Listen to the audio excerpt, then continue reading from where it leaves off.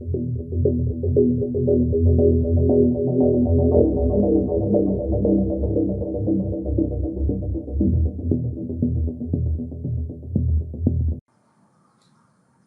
salut à tous et donc bienvenue dans cette session.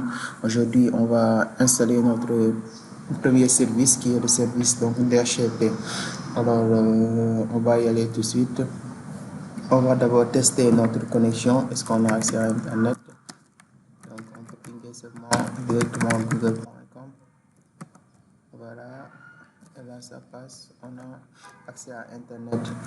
Voilà. Donc, on va rapidement donc installer notre paquet. Donc, on va se connecter en tant que super utilisateur d'abord pour être voilà, voilà pour ne pas avoir de problème.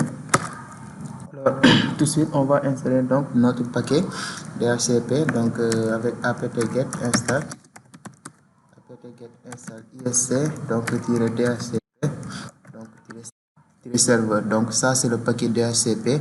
Donc ça c'est le paquet DHCP. Donc on met installé. Voilà, on met installé, hein, on met oui et on laisse l'installation vraiment se finir.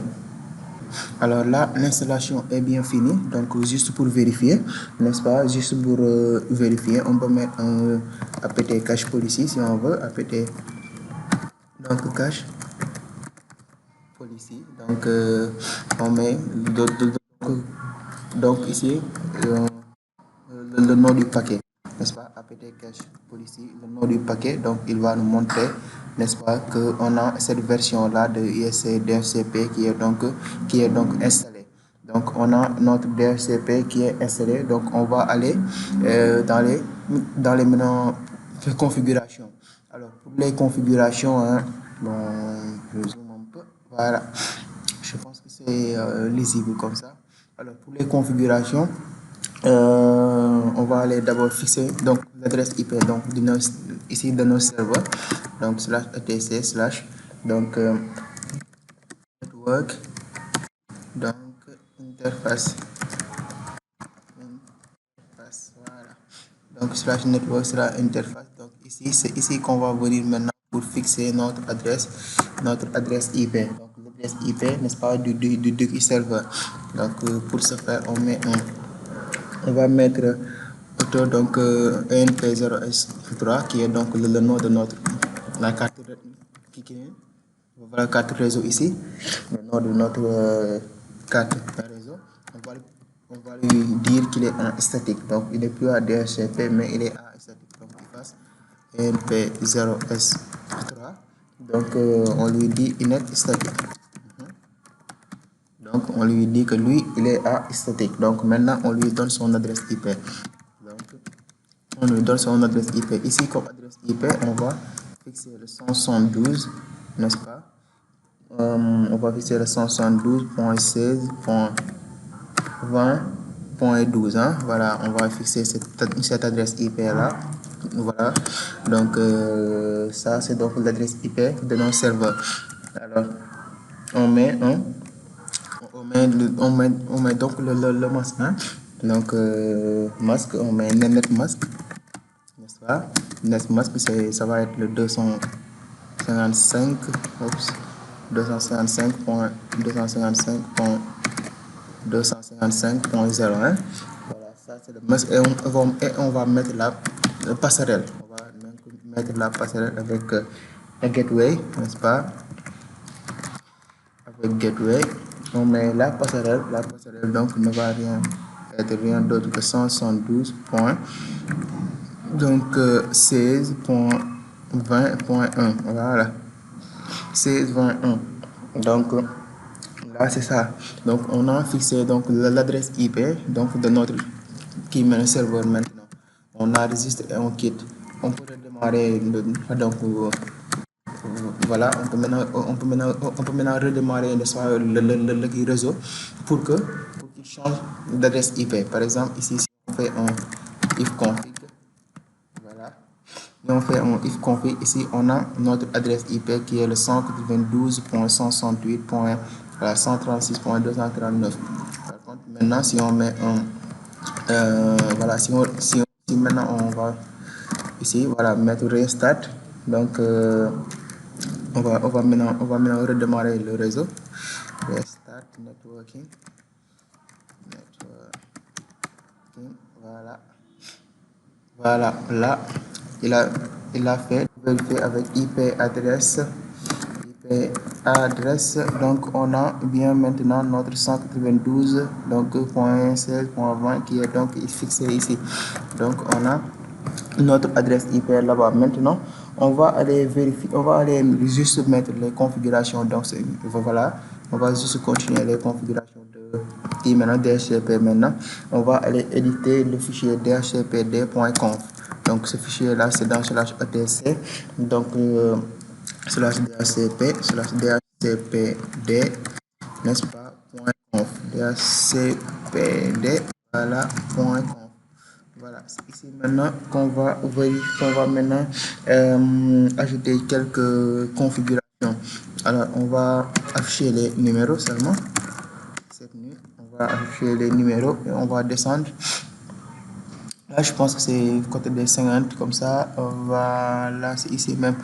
Donc, on va apporter des modifications, voilà, à partir de la ligne 50 qui mène 3 là, n'est-ce pas? Voilà, ici, on vient en insertion. Subnet, ici, on met donc le nom du, on met donc l'adresse IP, n'est-ce pas, du réseau, hein? Donc, c'est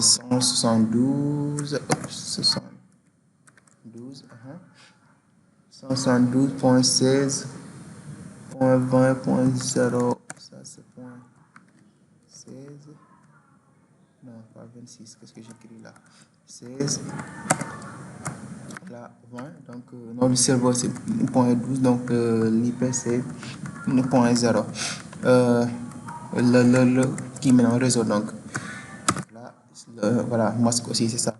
Maintenant ici on va préciser maintenant, bon, je vais copier juste l'adresse là, sinon je vais devoir l'écrire souvent. Voilà, ici maintenant range, ici on va dire la plage, ici on va préciser la plage. Donc entre quelle adresse et quelle adresse, donc notre serveur va donc donner les adresses IP. Donc là on colle ce qu'on avait copié, on colle encore. Alors ici on peut se dire par exemple, hein, on va donner les adresses IP par exemple de 20 à 50, par exemple. Si on veut, on dit qu'on donne de 20 à 50, on va donc faire distribuer donc ces adresses IP. Maintenant ici dans le domaine name server, là ici dans le domaine name server, on va donc préciser ici notre adresse IP, n'est-ce pas? Donc là on va préciser donc notre adresse IP, mais donc adresse IP du serveur, hein? Donc on met V et c'était le point 12, n'est-ce pas? On met name server ici, on met l'adresse IP, n'est-ce pas, de notre serveur. Alors option domaine name, donc voilà, pour le moment on peut le laisser comme ça parce qu'on n'a pas encore installé notre, voilà, des DNS. Donc option subnet, masque, ça aussi on peut l'enlever. Voilà, c'est pas vraiment important pour le moment, ou bien on peut le laisser commenter aussi, hein, on peut le laisser commenter. Ici ce qui est important encore, c'est option router, ici où on va mettre ici maintenant on va mettre le ici gateway ici. Donc la passerelle, c'est ce qu'on va mettre là, la passerelle, donc c'est point 1. Voilà, c'est ça la passerelle qu'on va mettre ici au niveau de gateway, n'est-ce pas? Ça, donc broadcast aussi, c'est pas aussi important pour le moment. Donc ce qui est encore important, c'est les deux derniers, qui est default release time et le, voilà, maxi time. Donc ça c'est le temps des bails et tout. Donc on va devoir les préciser. Alors on met les temps standard juste là ici, donc 86 400. Donc on fait du 86, voilà, 400 seulement ici, hein. Voilà, 86 400, et là on met du 112 800, 172 800, 172 800. Voilà, voilà, c'est ça seulement. Donc, c'est ça seulement. Maintenant, on enregistre et hop. Voilà, là, je n'ai pas décommenté la dernière ligne, c'est important. Voilà, comme ça. Il va bien, il va bien, qui maintenant, fermer ce qu'il avait ouvert. Voilà.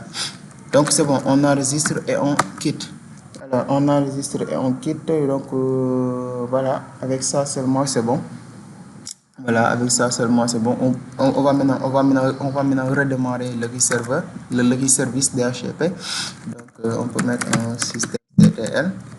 Donc, c'était restart. Donc, on va maintenant redémarrer notre IC DHCP, donc serveur. Donc, et là, c'est bon. Bon, on peut aussi en profiter hein, pour voilà, désactiver le pare-feu. Voilà, les pare-feux aussi, on peut les désactiver avec IP-F. Voilà, parce que parfois ça peut, il peut être voilà, parfois ça peut vraiment nous casser les bonbons. Donc IP-F, ça va nous désactiver les pare-feux. Et là, c'est fini. Donc, on a donc notre serveur DHCP qui est bien configuré. Alors là, on a donné les adresses IP donc de 20 à 50. Donc, on peut faire un test. On va faire un test, n'est-ce pas? On va faire un test. On va faire un test là. Alors, d'abord, on va le mettre en un réseau interne, n'est-ce pas? On va le mettre en réseau interne, périphérie, réseau. On le met réglage réseau. N'est-ce pas, réseau ici, on était accès par pont, on le met en interne. Voilà, on le met en réseau interne. On va démarrer un client Windows, voilà, un client Windows 7 ici. Voilà, on revient après démarrage. Hein. Voilà, ici on a démarré notre ordinateur Windows. Donc, on va vérifier est-ce que lui aussi il est en réseau interne. Donc, réseau, paramètre réseau, on voit. Voilà, parce que voilà, il est en interne. Voilà, donc c'est bon. Alors, alors ici, on va tester maintenant s'il va avoir une adresse IP. Donc, parmi les adresses IP voilà, qu'on avait qui là-bas, configuré là-bas, on va donc CMD, n'est-ce pas? On met IP config slash release, IP config slash release, voilà. Voilà, on fait un release et là on met un renew seulement. Là on fait un renew, IP config ça renew, n'est-ce pas? Et là après on va lui demander maintenant donc l'adresse IP pour voir est-ce que il va nous donner maintenant le bon voilà adresse IP, la bonne adresse IP. Donc IP config seulement cette fois-ci. Et là, on a un 172.168. N'est-ce pas? Pas 172. On a un 172.16.20.21. Effectivement, c'est ça, parce qu'on avait dit qu'il va nous donner les adresses IP de 172.16 jusqu'à, voilà, à partir de point 20, donc jusqu'à le point 50. Donc voilà, on a notre ordinateur ici, Windows, donc qui a bien son adresse IP, donc et que tout fonctionne correctement. Alors c'était tout pour cette présentation. Alors un serveur DHCP, donc son rôle c'est ça, c'est de distribuer des adresses IP de manière dynamique. Donc on n'aura pas besoin donc à chaque fois qu'une nouvelle machine est intégrée dans le domaine de donner manuellement d'adresse IP. Donc le serveur DHCP donc maintenant son rôle va être ça, donner des adresses IP de façon dynamique. Alors je pense que c'est bon pour cette présentation. On se donne rendez-vous là. La prochaine fois, on va installer donc notre serveur DNS. Voilà, la prochaine fois, on installe notre serveur donc DNS. Ciao.